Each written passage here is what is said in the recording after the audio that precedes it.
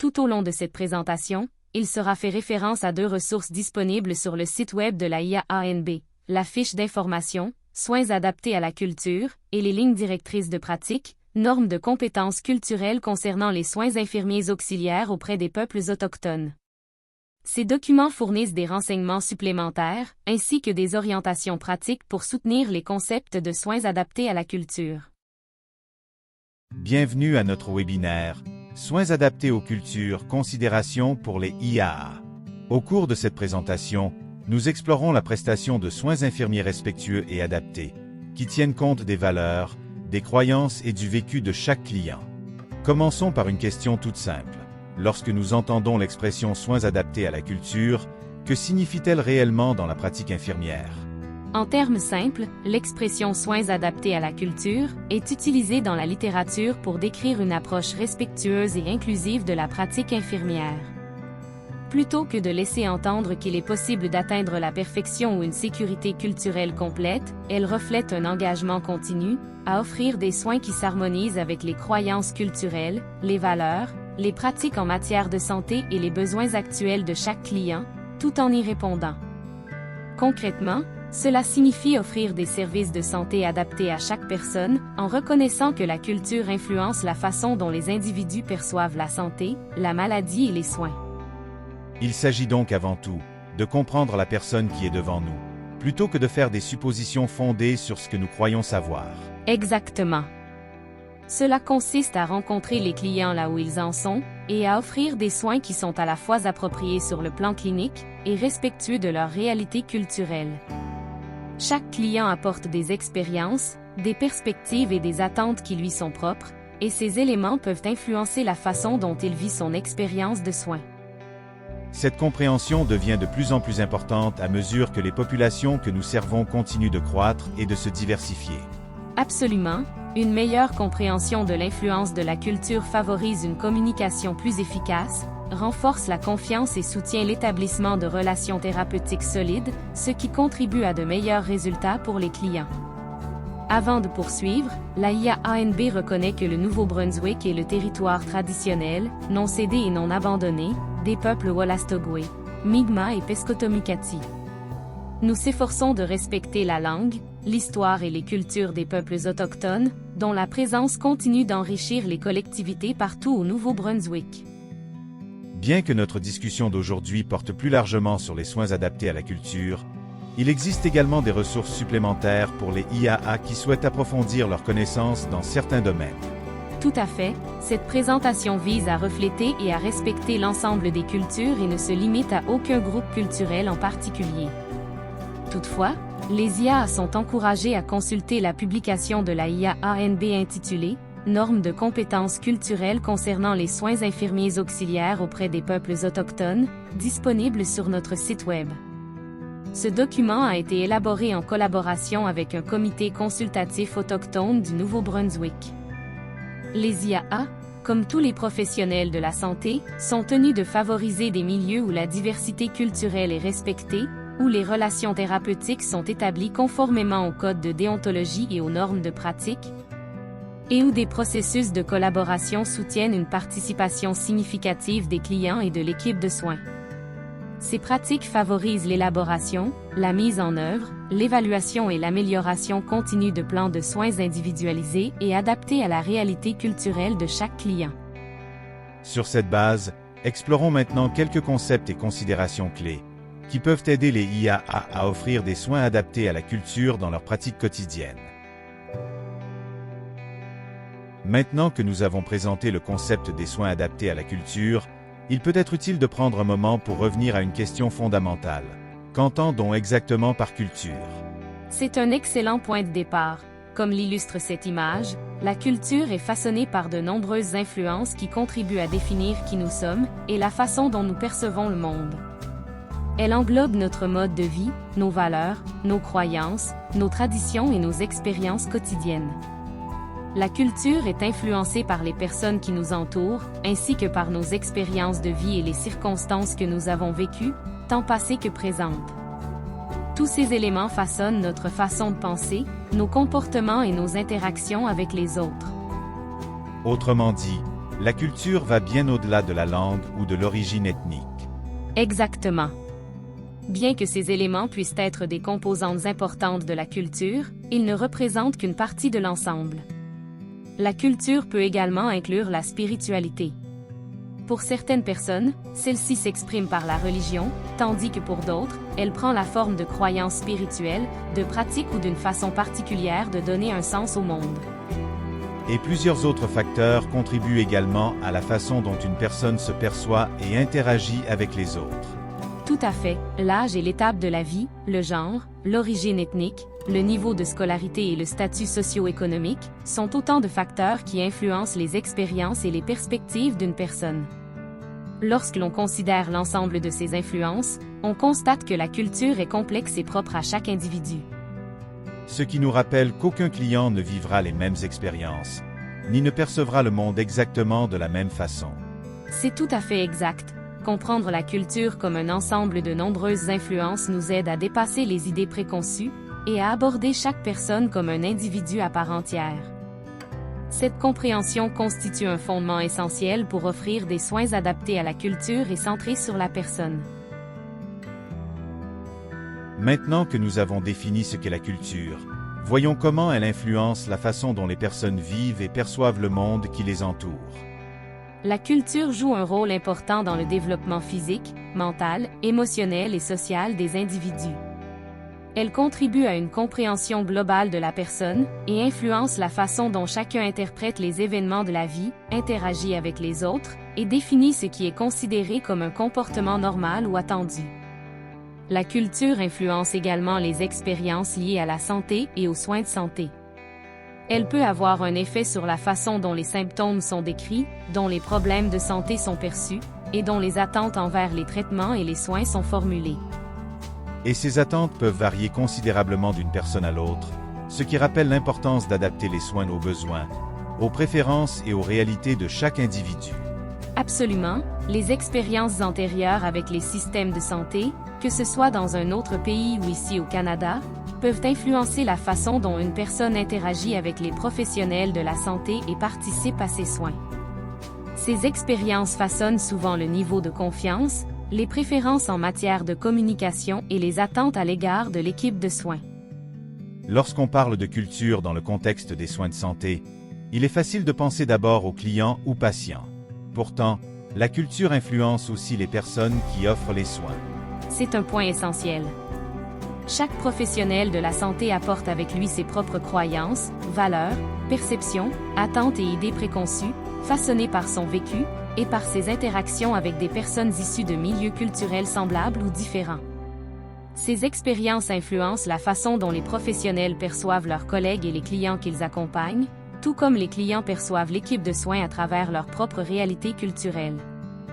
Autrement dit, chaque interaction réunit plus d'une perspective. Exactement, chaque interaction au sein du système de santé devient un espace partagé, où se rencontrent les perspectives, les attentes et les croyances du client et du professionnel. Ainsi, la culture des soins n'est pas créée par une seule personne, elle se construit de façon collaborative dans chaque interaction. Et reconnaître cette réalité crée des occasions d'apprentissage et de compréhension pour les deux parties. Tout à fait, cela met également en évidence l'importance d'une communication efficace, de la confiance et de l'inclusion.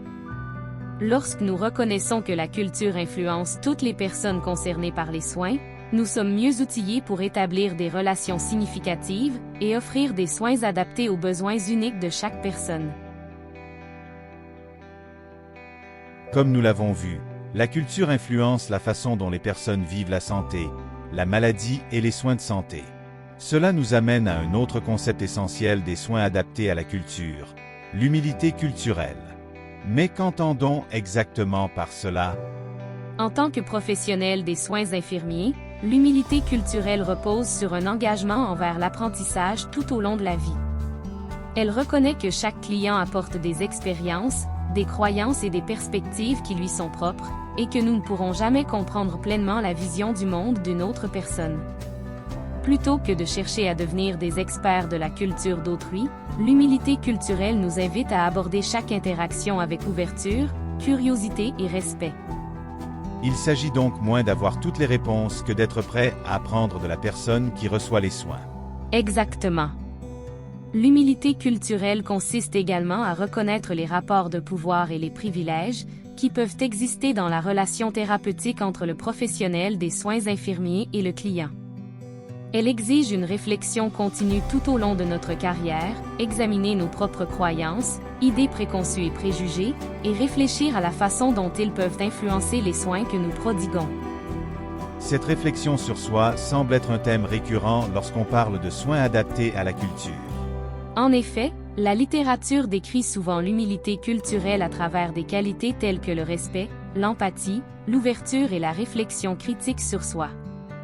Elle consiste à reconnaître les limites de nos propres connaissances, tout en demeurant disposé à apprendre de la personne qui est devant nous, et à envisager les soins de santé selon son point de vue. Le respect est un élément fondamental de cette approche. Et le respect va bien au-delà de la simple politesse. Tout à fait, en soins infirmiers, le respect signifie écouter sans porter de jugement, reconnaître la valeur intrinsèque de chaque personne, et considérer le client comme un partenaire actif dans ses soins. Cela implique non seulement une communication verbale claire, mais aussi une attention aux indices non-verbaux, comme le langage corporel, qui peuvent fournir de précieux renseignements sur l'expérience vécue par le client.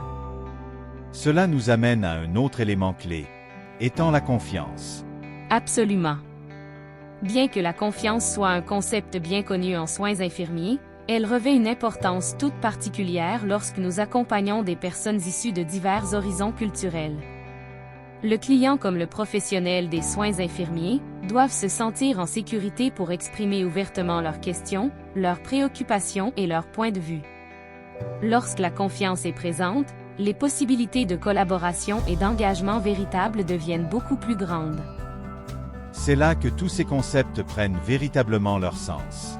Vous avez raison, lorsque les professionnels des soins infirmiers intègrent la littératie en santé, l'humilité culturelle et le respect dans leurs pratiques, ils favorisent un climat propice à la confiance, à la collaboration et à des soins véritablement centrés sur le client. Ils contribuent ainsi à offrir des soins adaptés à la culture, qui répondent aux besoins, aux valeurs et aux expériences propres à chaque personne. Examinons maintenant un exemple concret de la façon dont les différences culturelles peuvent influencer les interactions dans le contexte des soins de santé. L'un des domaines où ces différences peuvent se manifester concerne la perception du temps et de l'efficacité. Alors, dans le système de santé canadien, l'efficacité et le respect des échéances sont souvent très valorisés.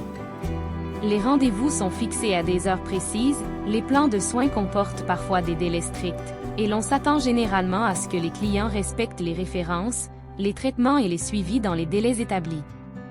Ces attentes peuvent sembler tout à fait normales, mais tout le monde n'aborde pas le temps, les horaires ou les interactions avec le système de santé de la même façon. C'est vrai, les valeurs culturelles, les expériences antérieures avec les systèmes de santé et les circonstances personnelles peuvent toutes influencer la façon dont une personne participe à ses soins. Par exemple, certains clients peuvent arriver en retard à leur rendez-vous, avoir besoin de plus de temps pendant une consultation ou hésiter à recourir à certains services de santé. Il est important de reconnaître que ces comportements peuvent s'expliquer par de nombreux facteurs, notamment les attentes culturelles, les responsabilités familiales, les difficultés de transport, les barrières linguistiques ou encore des expériences antérieures avec le système de santé.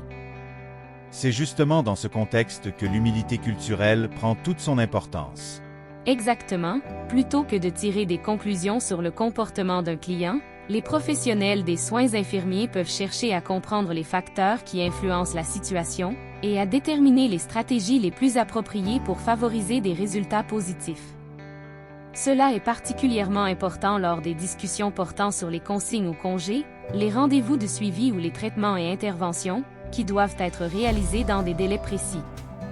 Parce que si les attentes ne sont pas clairement comprises, cela peut avoir un impact sur la capacité du client à participer pleinement à ses soins. Tout à fait, une communication claire est essentielle pour s'assurer que les objectifs, les échéanciers et les attentes liées aux soins sont bien compris par le client et son réseau de soutien. En prenant le temps d'explorer les obstacles possibles et de confirmer la compréhension, les professionnels des soins infirmiers peuvent contribuer à élaborer des plans de soins qui sont à la fois réalistes et adaptés aux besoins et aux circonstances de chaque client. En fin de compte, offrir des soins adaptés à la culture ne signifie pas abaisser les attentes.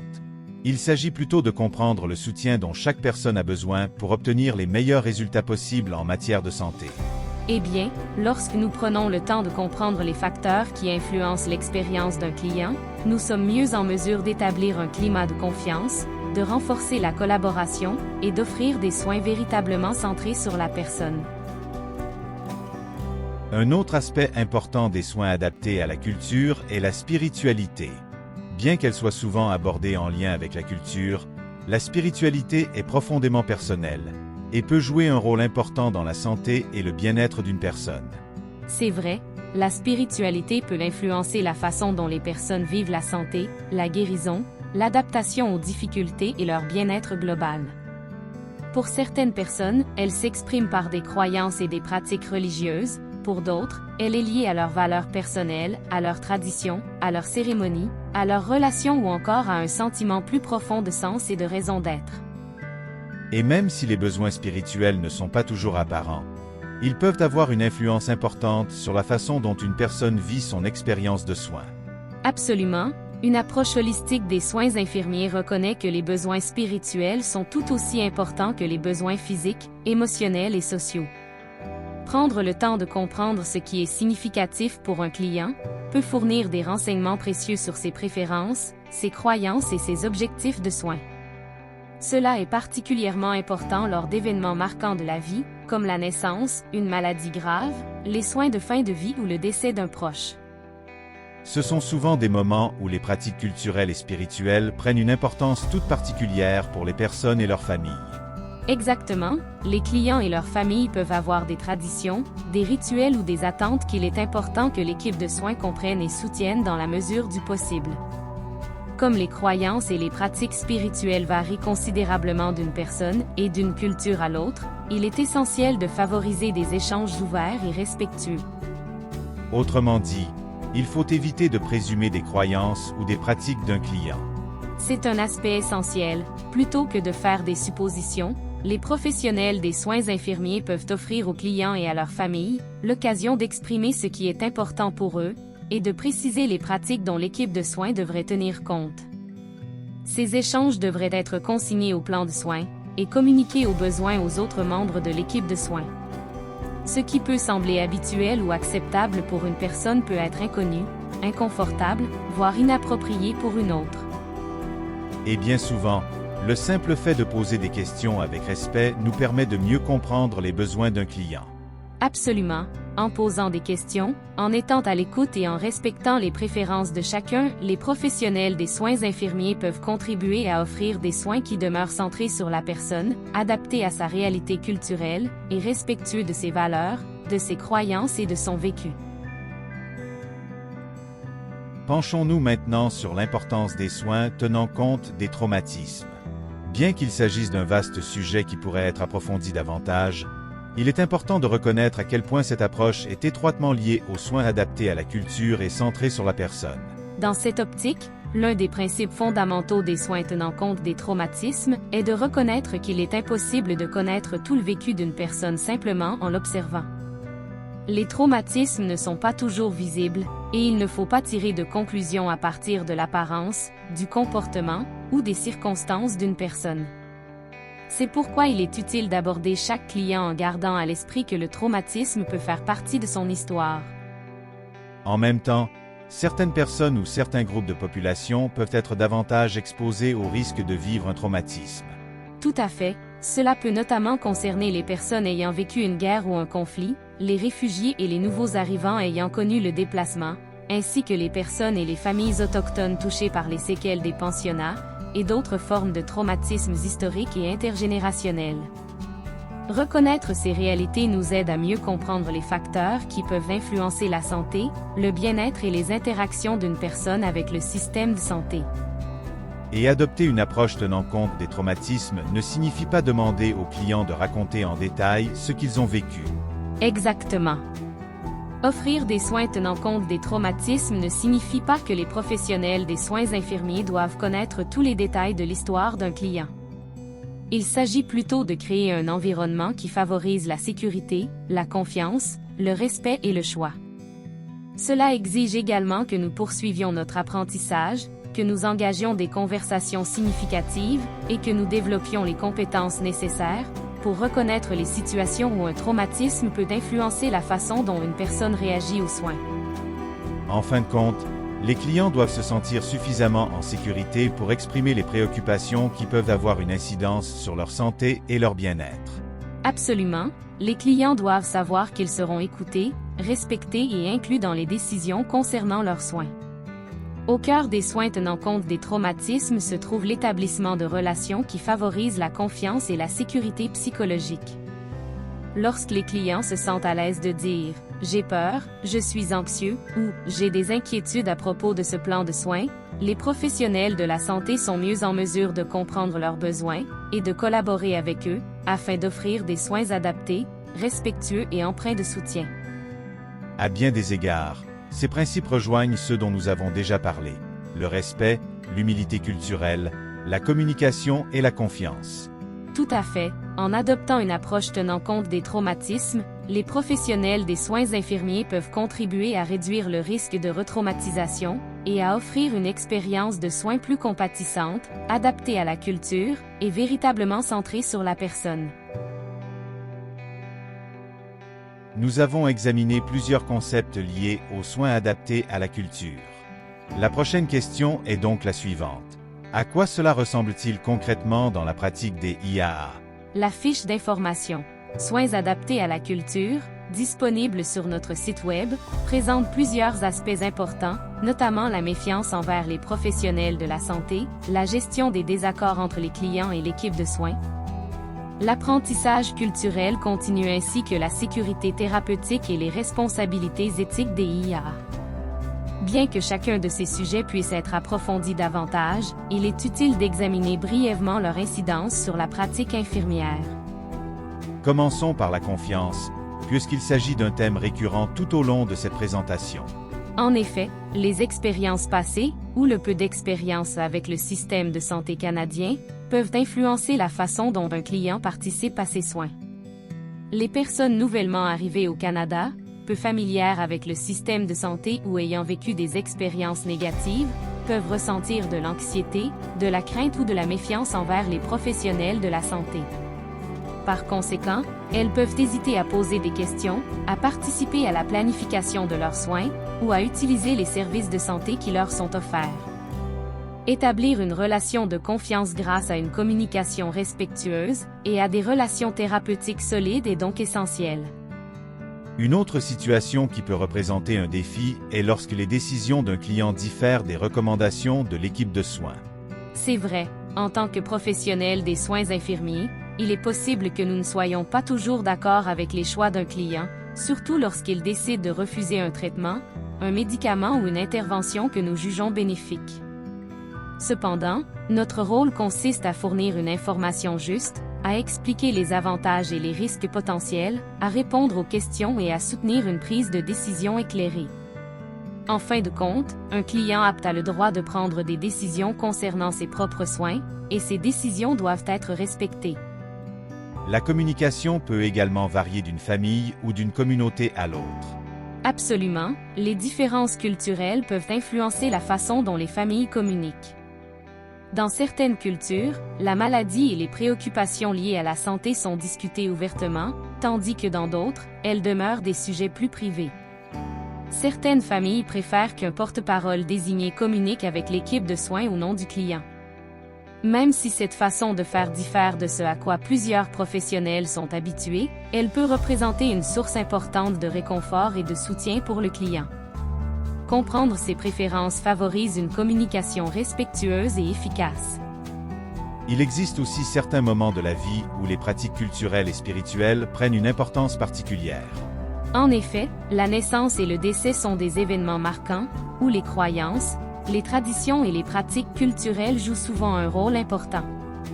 Les professionnels des soins infirmiers devraient être prêts à poser des questions, à chercher de l'information et à collaborer avec les clients et leurs familles, afin de comprendre les pratiques culturelles ou spirituelles qui pourraient influencer les soins à ces moments. Et à la base de toutes ces considérations se trouve le concept de sécurité culturelle. Exactement, la sécurité culturelle exige une réflexion et une auto-évaluation continue.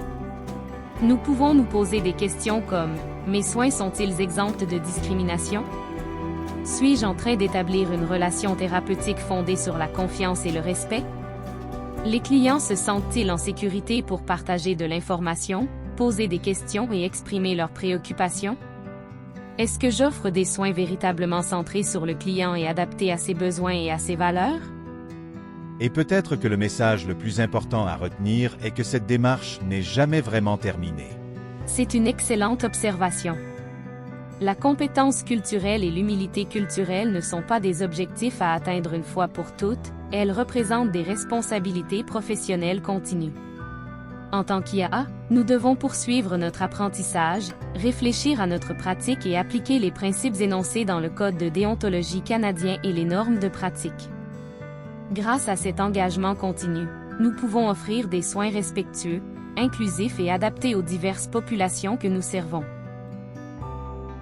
Jusqu'à présent, nous avons exploré plusieurs concepts qui soutiennent les soins adaptés à la culture. La prochaine question est donc la suivante. Quels outils pratiques les IAA peuvent-ils utiliser pour appliquer ces concepts dans leur pratique quotidienne? La fiche d'information « Soins adaptés à la culture » présente plusieurs cadres de référence qui peuvent soutenir une pratique culturellement adaptée. 3 outils couramment utilisés sont le modèle explicatif de Clayman, le modèle de communication Learn et le modèle divers. Bien que chacun de ces cadres propose une approche légèrement différente, ils ont tous pour objectif d'aider les professionnels des soins infirmiers à mieux comprendre les personnes qu'ils soignent et à renforcer la relation thérapeutique. Commençons par le modèle explicatif de Clayman. Et qu'est-ce qui rend ce cadre utile? Le modèle explicatif de Clayman utilise une série de questions ouvertes pour aider les professionnels infirmiers à mieux comprendre la perspective du client concernant ses problèmes de santé. L'objectif est de renforcer la confiance dans la relation thérapeutique, d'encourager un dialogue significatif et de créer un environnement où le client et le professionnel peuvent partager l'information de façon ouverte. En explorant la façon dont les clients comprennent leur maladie, ce qu'ils croient en être la cause et ce qu'ils attendent du traitement, les professionnels de la santé peuvent obtenir des informations précieuses qui ne ressortent pas toujours lors d'une évaluation traditionnelle. Ce modèle constitue un excellent point de départ pour la conversation et peut aider les clients et les familles à exprimer des préoccupations, des croyances et des attentes qu'ils pourraient autrement avoir du mal à formuler. Et le deuxième cadre présenté dans la fiche d'information est le modèle Learn. Donc, Learn signifie l'écoute, expliquer, accepter, recommander et négocier. Cet outil de communication aide à intégrer les croyances personnelles et culturelles dans le processus de planification des soins. Il encourage les fournisseurs de soins à écouter attentivement la perspective du client, à expliquer leur compréhension professionnelle, à reconnaître les différences et les points communs, à proposer des interventions appropriées, et à négocier un plan acceptable pour toutes les parties. Ce modèle favorise la collaboration et la prise de décision partagée, ce qui permet de créer des plans de traitement à la fois cliniquement appropriés et culturellement adaptés.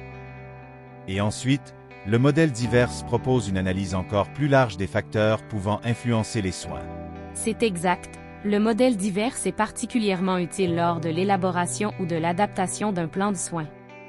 Il encourage les professionnels des soins infirmiers à tenir compte d'un large éventail de facteurs pouvant influencer la santé et les décisions en matière de soins. Cela inclut les considérations démographiques, les croyances et attentes du client en matière de santé et de traitement, les préférences de communication, les pratiques religieuses ou spirituelles, les besoins linguistiques, l'implication de la famille, les facteurs environnementaux tels que les conditions de vie, les responsabilités de proches aidants et les soutiens disponibles. En explorant ces éléments, on peut mieux comprendre la situation globale du client et s'assurer que les plans de soins reflètent ses valeurs, ses croyances et ses priorités. Même si ces outils sont différents, ils semblent tous avoir pour point commun la communication et la compréhension. Effectivement, chaque cadre encourage la curiosité, l'écoute active et une compréhension plus approfondie de la perspective du client. Utilisés de façon réfléchie, ces outils peuvent favoriser une communication efficace, renforcer la confiance et contribuer à des soins plus adaptés à la culture et centrés sur la personne. Il nous rappelle également qu'il est souvent aussi important de comprendre la personne derrière le problème de santé que de comprendre le problème de santé lui-même. Alors que nous arrivons à la fin de notre présentation, il est important de se rappeler que les soins adaptés à la culture ne représentent pas une destination. Il s'agit plutôt d'un processus continu d'apprentissage, de réflexion et de développement professionnel. Tout au long de notre pratique, il est essentiel de réfléchir non seulement à ce que nous savons déjà, mais aussi aux domaines où un apprentissage supplémentaire peut être nécessaire. Cette réflexion peut inclure des questions telles que: existe-t-il des populations ou des groupes culturels actuellement desservis par mon organisation? Que sais-je de leurs besoins, de leurs valeurs et de leurs préférences? Et où puis-je accéder à des ressources supplémentaires pour mieux soutenir des soins adaptés à la culture? Ces questions nous rappellent que la compréhension de la culture va bien au-delà de la langue. Exactement, la compréhension culturelle inclut également la connaissance des pratiques de santé traditionnelles, des modes de vie, des structures familiales et des croyances personnelles, y compris la spiritualité. Ensemble, ces éléments influencent la façon dont les personnes vivent la santé, la maladie et les services de santé. Offrir des soins adaptés à la culture exige une réflexion continue. En tant qu'IA, nous sommes encouragés à examiner nos propres croyances, nos présupposés et nos biais potentiels, et à réfléchir à la manière dont ceux-ci peuvent influencer nos interactions avec les clients. Et cette réflexion ne se fait pas en vase clos. Une grande partie de notre apprentissage le plus significatif provient directement des personnes que nous soignons.